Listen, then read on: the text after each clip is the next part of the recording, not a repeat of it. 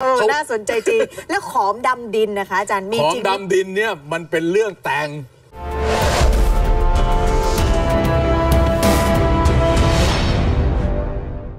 Media Thailand, Tiger Sport soroti Kenzo Goutmin yang dirumorkan bakal dinaturalisasi Indonesia.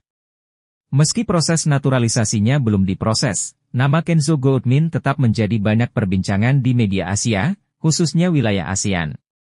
Banyak rumor jika bergabungnya gelandang 22 tahun itu ke timnas Indonesia, serta beberapa pemain naturalisasi lainnya membuat perubahan pandangan tim ASEAN seperti Thailand. Tiger Sport mengatakan bahwa mereka tidak tahu sampai kapan timnas Indonesia akan terus menambah pemain keturunan dan membuatnya seperti tim Eropa. Indonesia terus melakukan perubahan dengan pemain Eropanya, dan sekarang mereka sudah menaturalisasi pemain dalam jumlah yang begitu besar, tulis Tiger Sport.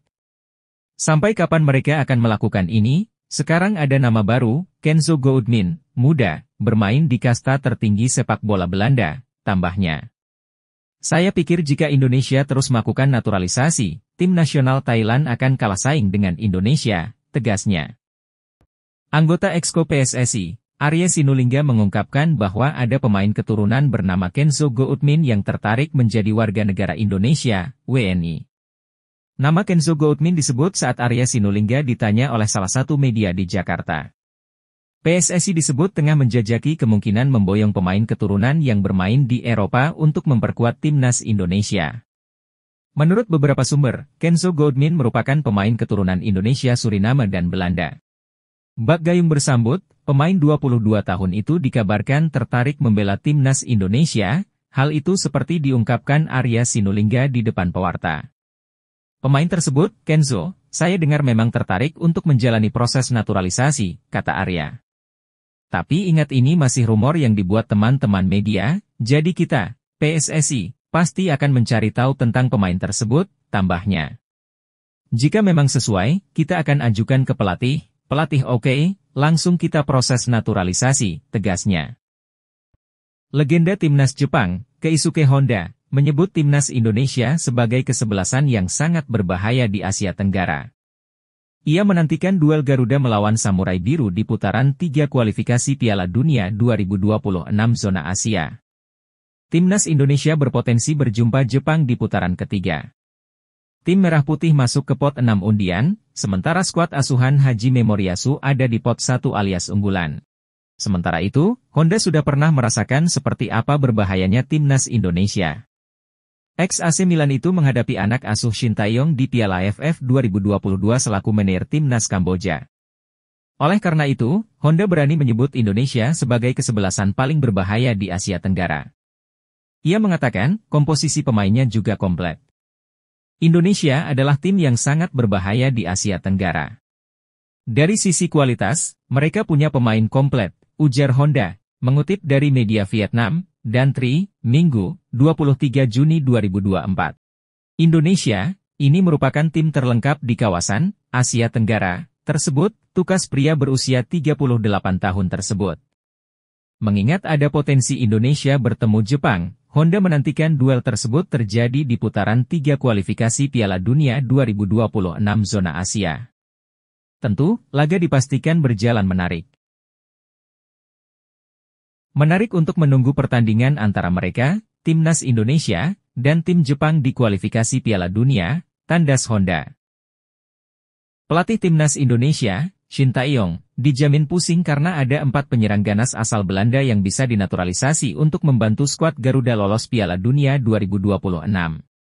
Dibilang pusing karena Shin Tae-yong pastinya hanya diizinkan memilih beberapa di antaranya saja untuk dinaturalisasi menjadi warga negara Indonesia. Saat ini setidaknya ada 4 penyerang diaspora yang bisa didekati PSSI untuk dinaturalisasi dan memperkuat timnas Indonesia.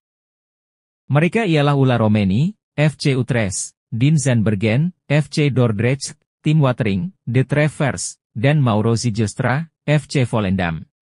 Ulla Romeni memang hanya mencetak 1 gol di Eredivisie 2023 hingga 2024, namun penyerang 24 tahun ini sanggup mengemas 11 gol di Eredivisie 2022 hingga 2023.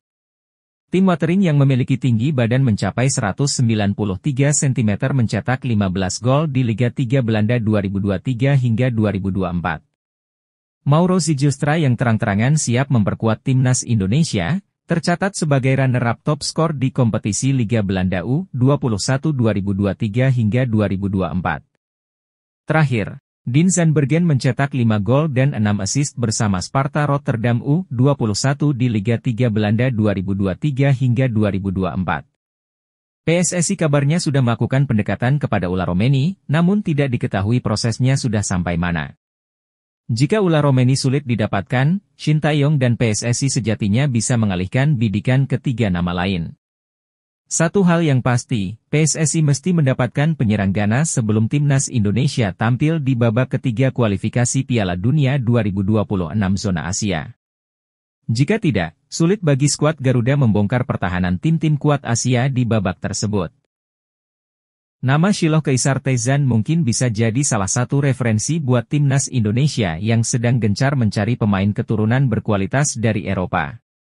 Jelang tampil di sejumlah ajang bergengsi, PSSI dan pelatih timnas Indonesia memang terlihat aktif memantau para pemain keturunan yang berkualitas di luar negeri. Teranyar, ada nama Kelvin Verdong dan Jens Raven yang sudah resmi menjadi warga negara Indonesia dan jadi bagian timnas Indonesia. Selain 2 pemain tersebut, ada satu nama lagi yang mungkin bisa jadi opsi buat PSSI untuk dinaturalisasi yakni Shiloh Tezan asal klub Liga Belanda, FC Dordrecht. Shiloh yang masih berusia 21 tahun itu diketahui memiliki darah Indonesia, Suriname dan Belanda. Berposisi sebagai pemain gelandang, Shiloh punya segudang kualitas yang membuatnya layak jadi pilihan utama buat timnas Indonesia.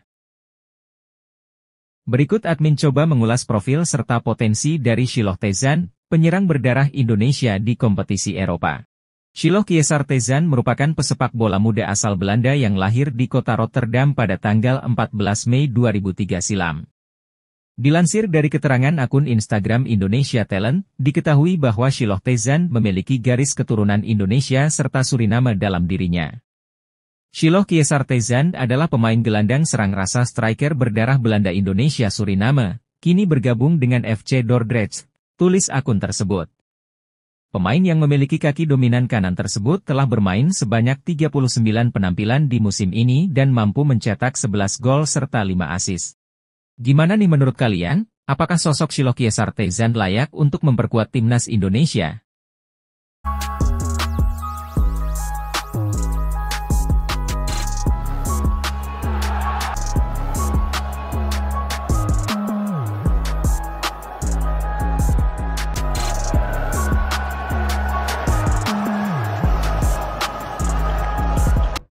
Pemain keturunan, Kenzo Goutmin sangat berharap segera bisa memperkuat timnas Indonesia. Ada banyak hal yang ingin ia lakukan untuk sepak bola Indonesia di masa mendatang. Kenzo Goutmin merupakan satu di antara beberapa pemain Eropa yang memiliki garis keturunan Indonesia. Kenzo berharap bisa membela timnas Indonesia di babak ketiga kualifikasi Piala Dunia 2026 di bulan Juni 2024.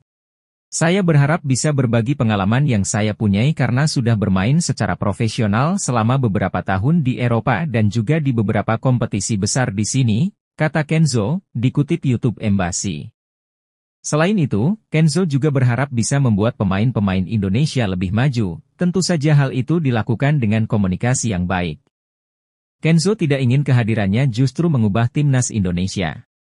Yang pasti saya ingin membuat lebih. Saya tidak datang untuk mengubah kebiasaan di sini, saya ingin membuat sejarah, ucap Kenzo. Tetapi, saya pikir sedikit pengetahuan yang pernah saya pelajari di Eropa mungkin bisa membantu pemain muda dan pemain berbakat Indonesia untuk lebih maju dan naik ke level berikutnya, ucap dia. Lebih lanjut, pemain 22 tahun tersebut juga bertekad untuk membuat timnas Indonesia lebih kuat. Dia berharap kehadirannya mampu membuat skuad Garuda lebih berprestasi. Saya juga akan mencoba menikmati permainan dan memenangi pertandingan tentunya, mencoba untuk menang sebanyak-banyaknya, harapnya.